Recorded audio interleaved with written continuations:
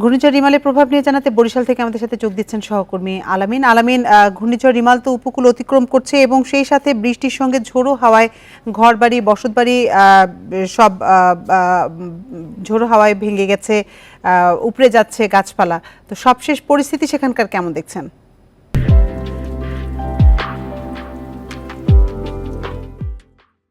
ঘর বাড়ি যখন খালি পড়ে থাকবে তখন যাতে তারা সেই নিরাপত্তাটুকু পান সেই বিষয়ে কিন্তু তাদেরকেও নির্দেশনা দেওয়া হয়েছে। এবং আমরা দেখেছি যে সকাল থেকেই কিন্তু আসলে গুড়ি গুড়ি বৃষ্টি ছিল, এরপরে কিন্তু আস্তে আস্তে বাতাসের তীব্রতা বেড়েছে এবং নদীর পানি এবং নদীতে উত্তাল রয়েছে, সেই উত্তালতার কারণেই কিন্তু আসলে নদীর ঢেউয়ের তোরে আসলে এই শহরের ভিতরে, মূল শহরের ভিতরে পানি প্রবেশ করছে এবং শহরের যে নিম্নাঞ্চলগুলো রয়েছে যেমন পলাশপুর, রসুলপুর, মোহাম্মদপুর যে এলাকাগুলো রয়েছে সেই এলাকাগুলোকে ইতিমধ্যে কিন্তু প্লাবিত হয়ে গেছে এবং সাধারণ মানুষের যে দুর্ভোগ সেই দুর্ভোগ কিন্তু তারা পোহাচ্ছেন।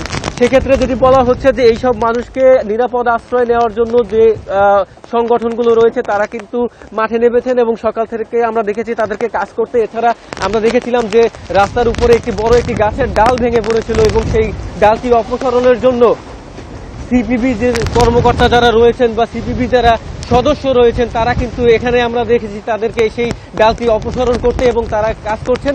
আরেকটি বিষয় জানিয়ে রাখি, বরিশালে কিন্তু বরিশাল বিভাগ এবং বরিশাল জেলার বেশ কিছু গতকাল রাত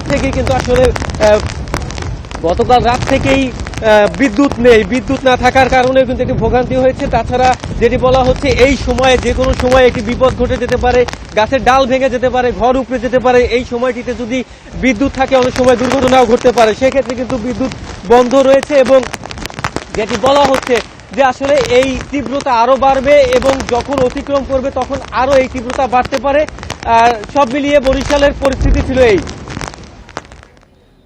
বরিশাল থেকে ঘূর্ণিঝড় রিমালের প্রভাব নিয়ে জানাচ্ছিলেন সহকর্মী আলামিন।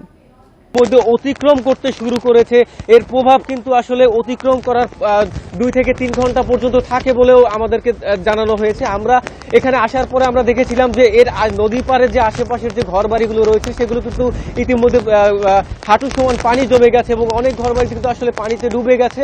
সেক্ষেত্রে আমরা যেটি দেখেছি যে আসলে অনেকে ঘরের খাটের উপরে বসে আর কি তারা তাদের কোনোভাবে বাঁচার চেষ্টা করছেন।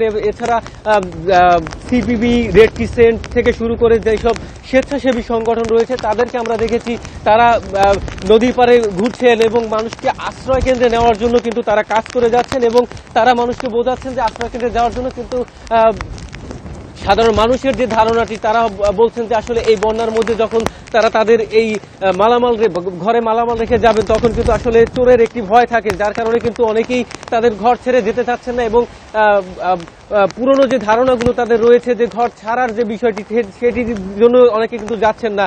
আমরা কিন্তু বরিশালে দেখেছি বরিশালে প্রায় 541টি আশ্রয় কেন্দ্র প্রস্তুত করা হয়েছিল এবং সেই আশ্রয় কেন্দ্রে কিন্তু ইতিমধ্যে গবাদি পশু থেকে শুরু করে সাধারণ মানুষ তারা কিন্তু ইতিমধ্যে আশ্রয় নিয়েছেন। গতকাল রাতে কিন্তু জেলা প্রশাসক আমাদেরকে যেটি জানিয়েছেন যে আশ্রয় কেন্দ্রে মানুষ যাচ্ছে এবং তাদেরকে নেওয়ার ব্যবস্থা করা হচ্ছে এবং আইন শৃঙ্খলা বাহিনীকে জানানো হয়েছে যে এই সব মানুষ যখন আশ্রয় কেন্দ্রে যাবে